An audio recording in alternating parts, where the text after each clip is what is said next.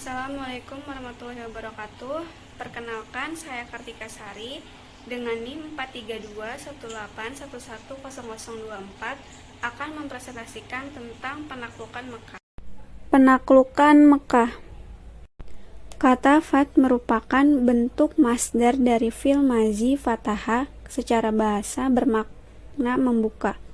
Sedangkan kata Mekah merupakan isim alam yang berarti kota Mekah, yaitu kota suci umat Islam. Sedangkan Fathu Makkah berarti penaklukan kota Mekah.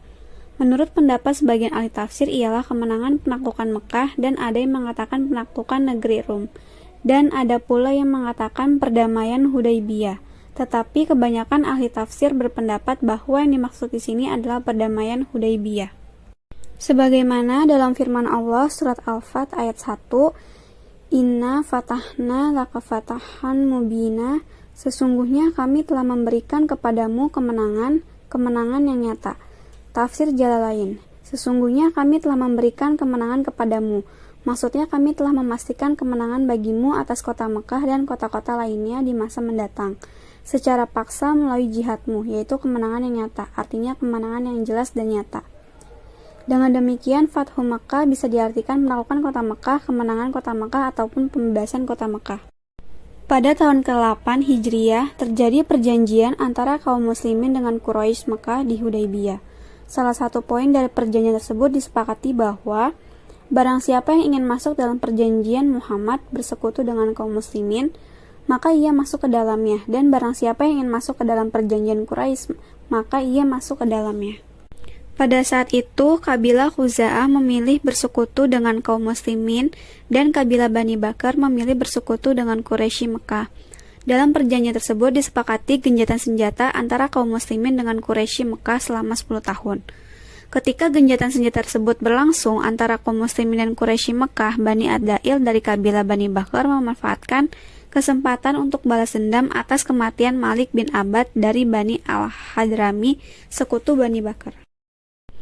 Penyebab langsung Fathul Mekah adalah pelanggaran yang dilakukan kaum Quraisy Mekah atas perjanjian Hudaybiyah. Mereka melanggar salah satu poin perjanjian tersebut, yaitu genjatan senjata selama 10 tahun. Kabilah Bani Bakar merupakan sekutu Quraisy Mekah melakukan penyerangan ke kabilah Khuza'ah yang merupakan sekutu kaum muslimin, dan kaum Quraisy Mekah terlibat dalam penyerangan tersebut. Kaum Quraisy membantu kabilah Bani Bakar dengan senjata dan personel dalam menyerang kabilah Khuza'ah. Penyerangan tersebut memaksa kabilah Khuza'ah menyelamatkan diri ke tanah haram, dan penyerangan itu juga menimbulkan korban dari kabilah Khuza'ah atas dasar pelanggaran salah satu poin perjanjian Hudaybiyah tersebut. Atas pelanggaran perjanjian tersebut oleh kaum Quraisy, kisah penaklukan Mekah dimulai. Nabi Muhammad SAW kemudian berencana menuju Mekah.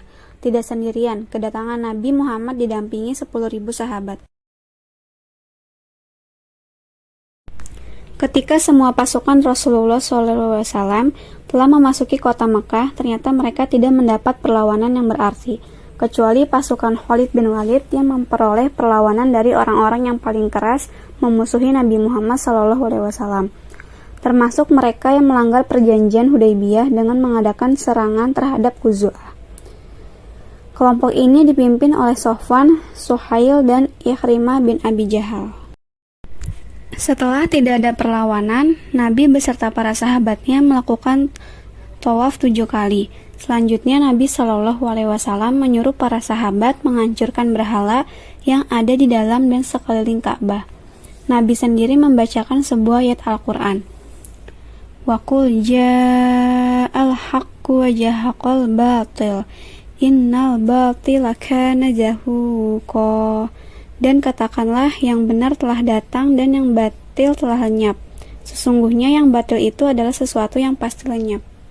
Kebijakan Nabi Muhammad SAW, Fathul Mekah. Barang siapa yang masuk rumah Abu Sufyan, ia aman. Barang siapa masuk dan mengunci rumahnya, ia aman.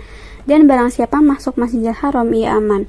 Selain itu, ia juga melarang pasukannya melakukan pertumpahan darah. Nabi Muhammad SAW menetapkan pengelolaan Ka'bah sesuai dengan kebiasaan tradisional yang berlaku sebelum penaklukan Makkah. Nabi SAW mengumumkan kepada penduduk Mekah dan memperingatkan mereka untuk menghilangkan semangat jahiliyah dan mengagungkan nenek moyang karena semua manusia berasal dari Adam alaihissalam. pada saat itu Nabi membacakan surat Al-Hujurat ayat 13. Berikut adalah sumber referensi materi yang saya dapatkan. Sekian presentasi dari saya, kurang lebihnya mohon maaf. Wassalamualaikum warahmatullahi wabarakatuh.